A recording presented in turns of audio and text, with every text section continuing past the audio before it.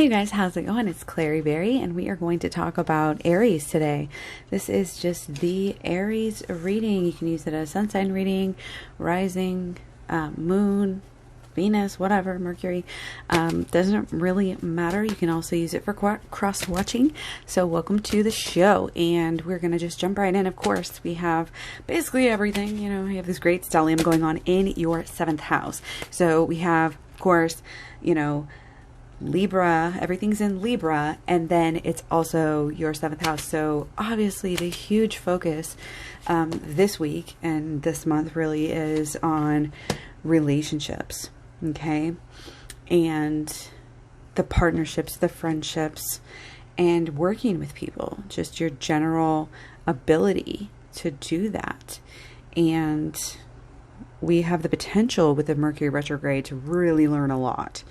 And to really relearn things that we've already been working on learning at a deeper level, right? We know how that works. So we're looking in, kind of diving deep into these relationships, you know, I don't want to say on the surface, but at a deeper level as well.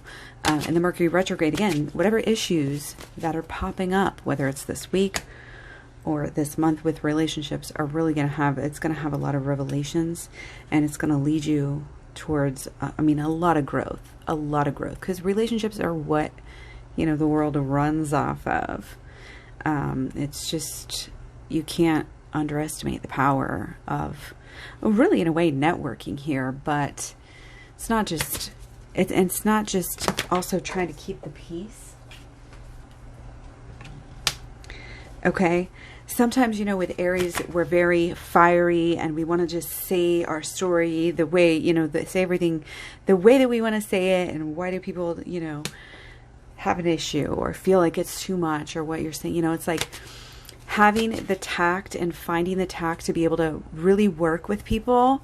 And it's hard sometimes, you know, but it might be going pretty well here for you with all of this, you know, energy on it. It just kind of makes it, don't bottle it up, you know, don't bottle it up and then let it go. Like if you're just trying to keep the peace, you know, trying to be, you know, so great and good at relationships, and, you know, your focus is on relationships, you're trying to make them work, too much. Just make sure that you're not, again, bottling that up to where you'll just like pop off later, you know, pop off like a sailor there. You know what I mean?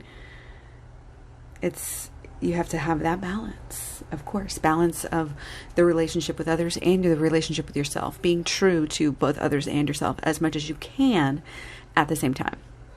Okay. Not just superficially either. It's almost like that toxic positivity that everybody is loving these days. You know, it's like, oh, let's be spiritual, so let's just be toxically positive. That's not what we want to do. We want that authenticity. We want that real, true harmony where things are just working. Things are, you know, it's like achieved that perfection and achieved that mastery and made those, you know, made those things happen. So, and this is how we do make things happen. And we're going to look at it a little bit deeper into the days here, okay? So the 4th, our moon is going to be in the 6th house, okay? I really should have a visual for this, and I didn't even think about that until just now. That's crazy. Okay, I've literally got the smallest one.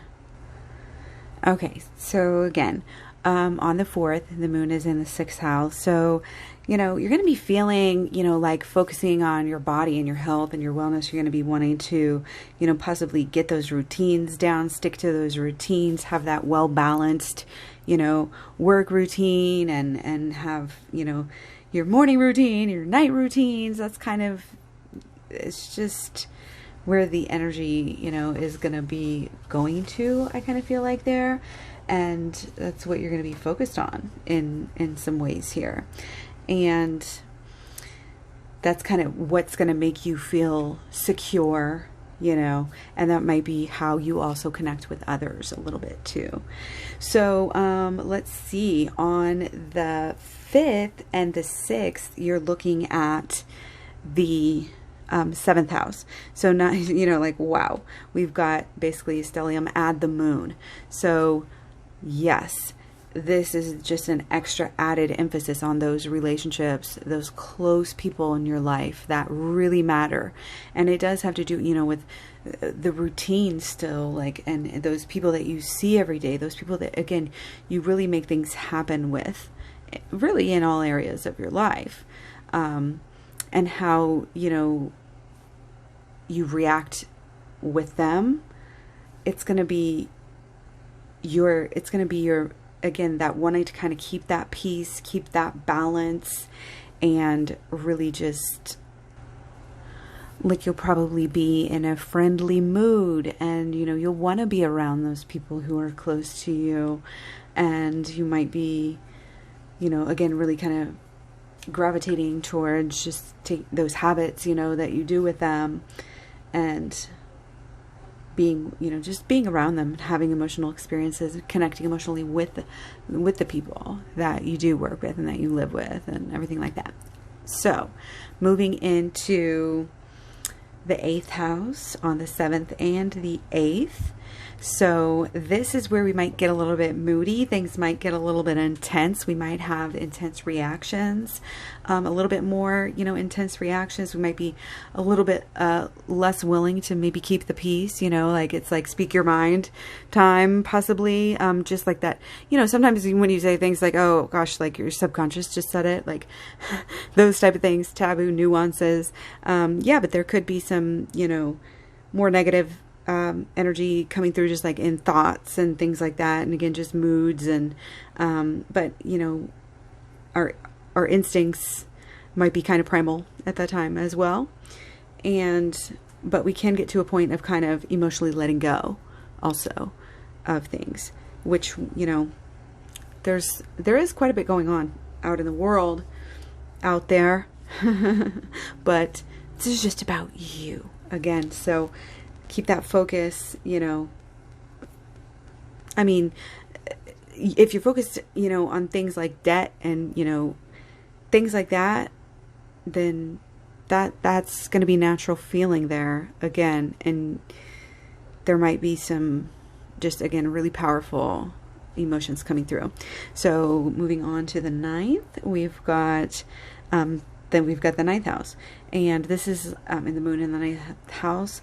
Might be feeling more, like using your brain, being wise, reading like higher, like ethical philosophy and things like that, just in that type of mode. Again, having that sort of connection with people, and that's just kind of where your vibe is, just your mind's wanderings, and if you follow your heart, and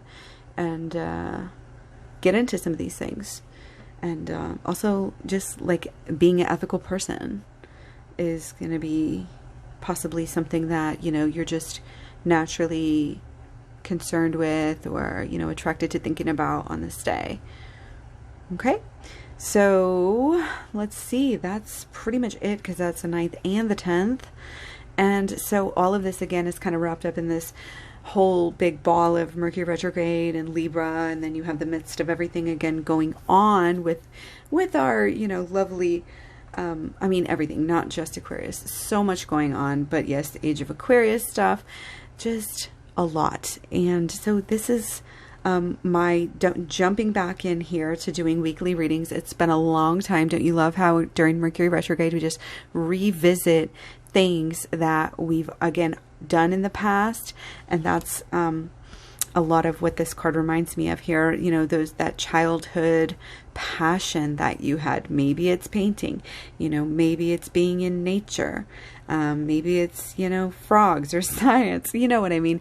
It could be anything that you used to be interested in. You might already have some roots put down, and you can get somewhere very successfully with that if you, again, this could be having to do with, working literally with the people that you live with, or working, living, possibly, again, it's like living at home, and working from home, the people that you work with, like all of it, a lot of it has to do with cooperation. And again, you know, going back to the golden rule, you know, the best way to always do is to treat others, you know, as you want to be treated, regardless, you know. And you know, we understand that we're not always going to be able to do that, but again, that not bottling of things up is going to be, again, the best bet too, because even though as we want to just keep the peace, we literally just have to be real as well, or else we will spiral out. Things will get out of control. You can't bury those emotions.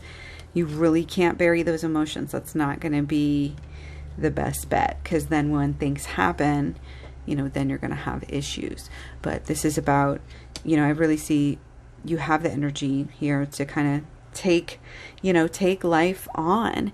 And even with so much going on right now, and it's like something like you really want to make something work here. You know, you want you need your relationships to work, you know, again, whether it's home right now and staying sane, or whether it's working, or both, you know, it's like, this is, I mean, this is also about your inner child. Let's not, I mean, again, because if you're having inner turmoil and inner rage, and again, this is about the deep, you know, as within, so as above, so below, as within, so without.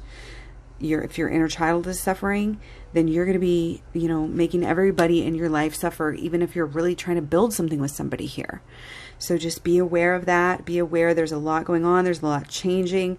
It's almost like get your rest now, because, you know, things are, you know, a little bit wild for the next few days, I guess you could say. And I was going to make these really short, and obviously failing at that. But yeah. Welcome to the videos. Be sure and check again your sun sign, moon sign, etc. Check out the playlist. Thanks for the likes, share, subscribes, comments, etc. Talk to you soon. Bye.